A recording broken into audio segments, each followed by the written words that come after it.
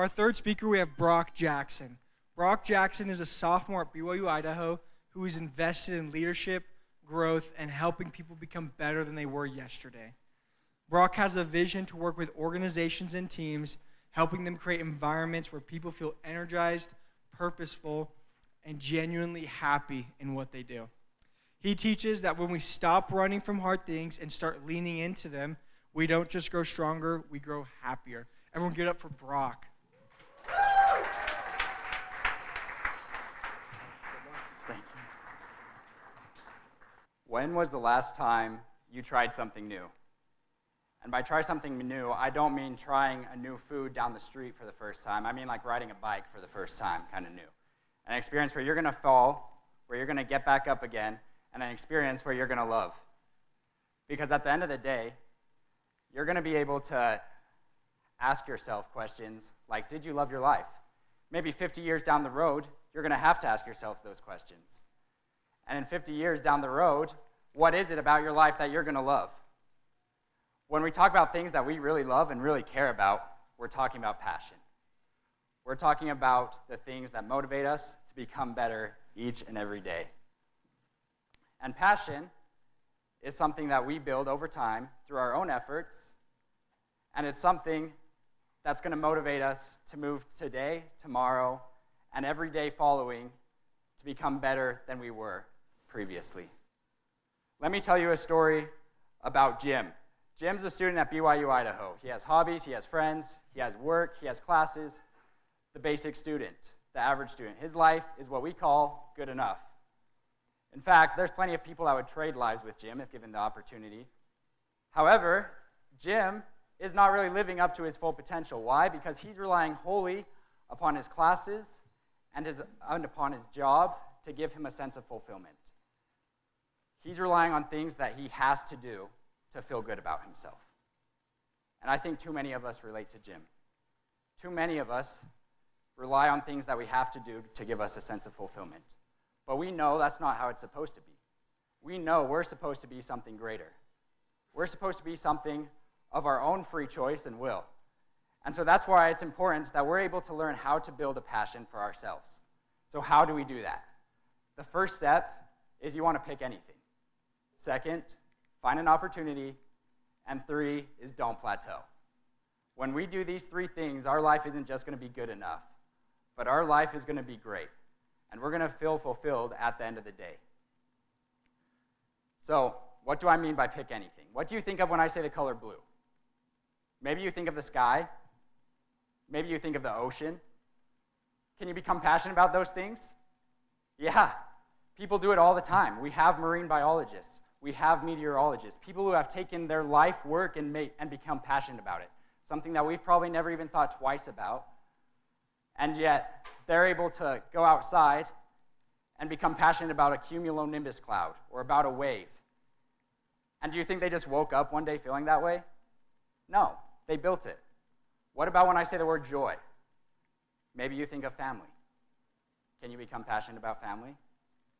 I hope so. We need to. The point of what I'm trying to get across is that anybody can become passionate about anything. But when we have that option, and when we pick anything, we have to do that second step. We have to find opportunities. And this is where it gets scary, because this is where a sense of commitment comes in. A sense where you have to be able to do something. Vincent van Gogh said many painters are afraid of a blank canvas. And why is that? It's because we don't know what that canvas is going to look like in 50 years from now. We don't know what that canvas is going to look like a week from now. Does that mean that we don't try? No, that's a stupid question. Of course we try. We want to become better. We're supposed to become better each and every day. And so we build a passion. We push ourselves to become better and so that we can feel good about ourselves. Another story about myself this time. This was me Christmas Day of last year. My life is good enough in my perspective. Even though I was on the beach, even though I look happy, even though I just finished my classes and had a job that I love, I felt like I was a plastic bag drifting through the wind wanting to start again. Shout out Katy Perry. And I decided I needed to do something about that. So I decided, I set a goal for myself to push myself a little bit. I wanted to get better at talking to people. And so I found that opportunity, which was the next step. I signed up for a public speaking class. I signed up for an interpersonal theory class. Great classes, by the way, if you haven't registered yet. And then I remember walking down the hall one day and I saw this booth that said iTalk on it. And I remember thinking to myself, I just set this goal. I'd feel really dumb if I didn't at least try. And so I applied to be one of the speakers at iTalk. And I remember getting called into an interview where they decided which speakers to have, and they asked the question, why? Why you? Why this topic? Why now? And with no experience in public speaking, pretty much all I could say was, well, I have this goal, and I'd feel really bad if I don't do it, and it might be fun, maybe. And so, long story short, I saw I butchered that interview. And I got an email a couple days later, and it said, congratulations, you've been accepted to be one of the speakers at iTalk. And my heart sank. Because I didn't want to be a public speaker. I just wanted to feel good about myself. And so I started preparing for this, and it sucked. I started preparing for my classes, and it sucked. But something that I noticed was after every speech that I gave, after every presentation that I gave, after every project that I completed, I started to feel a glimpse of hope. I started to feel a little bit better about myself each and every day because I was pushing myself, because I was creating something that I cared about. And it reminded me of this scripture. Romans 5:3-4 says, and not only so, but we glory in tribulation also, knowing that tribulation worketh patience, and patience experience, and experience hope. We need to have trials. We need to have tribulation. We know we're on a good path when it feels uphill. And when we're going uphill and having those tribulations are the things that are going to give us hope for the future. Those tribulations are the things that are going to make us feel good about ourselves. And so that's where it's important that we do that step 3, to not plateau. And to kind of demonstrate what I'm hoping to get at with don't plateau, imagine with me you have a rubber band in your hand. This imaginary rubber band, the first thing you're going to notice as you play with it is that the further you go from the center, the more you're going to want to go right back to where you were. And it's the same with us. The more we stretch ourselves, the more we're going to go or want to go right back to where we were because we think that it's going to be more comfortable for ourselves.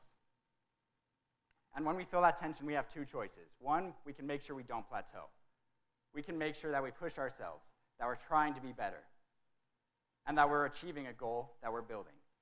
Or two, we go back to the place where we think we're comfortable, but in reality, we're not going to be comfortable in the center of that rubber band. Why? Because we have boredom. We have self-doubt. We have things that are going to motivate us to get anywhere but the middle of that rubber band where we're not stretching ourselves. In fact, we hate being bored so much. There was a study done once. Instead of the rubber band, we're going to come back to the rubber band, but imagine you're in a concrete room now, and this concrete room has nothing in it, and you're told you just have to sit there with your thoughts for 15 minutes. And so you can do that, or you can push a button. This button, if you push it, you're going to get shocked, like literally shocked. Not to the point where you like die, but the point where it hurts a little bit, so you don't want to push it. And point is, this was a real experiment with real people. All they had to do was sit there for 15 minutes, and you probably can guess what happened. 68% of them chose to push this button rather than sit there for 15 minutes. Why? Because we hate being alone. We hate being alone with our thoughts. We hate being alone where we're bored. We hate not stretching ourselves. And if we're sitting in that middle, a lot of the time we'll try to dampen that feeling with social media. We'll try to dampen it with friends or with video games. Whatever it is, it's important that we give ourselves opportunity to be bored, because that boredom is really going to motivate us to become something greater, to do something more with our lives. To go back to the quote I shared earlier, many painters are afraid of a blank canvas. The rest of the quote goes as follows, but the blank canvas is scared of the truly passionate painter who tries. When we're trying, we're going to be able to create a masterpiece. We're going to be able to create something of our own choice that we can care about for the future. My point is that we need to pick something. We need to pick anything. We need to find those opportunities. And then once we find those opportunities, make sure we stick to them. Make sure we have that sense of commitment for ourselves and for our future. The last point I want to make is we're told all the time to go find your passion. I'm 21 years old, and I never had an experience where I found a passion. No, everything that I care about, I've had to build. And it's the same for all of us. Anything that you care about, you're going to have to build. And you're going to have to find opportunities to build that. But you don't just find a passion laying on in the middle of your life that you're going to be predestined to. No, we have agency to choose what we become passionate about. And so we can push ourselves. And that's my invitation to you, is to push yourselves, to find something that you want to build, anything. Whether it is marine biology, whether it's public speaking. And then find those trials. And then once those trials come, make sure you don't plateau. And then at the end of the day, when you're laying 50 years from now, you won't have to ask yourself if your life was good enough, but you'll be able to know that you had a fulfilling life. Because your life, you found opportunities. You picked anything. And then you found those opportunities, and then you made sure that you didn't plateau. Thank you.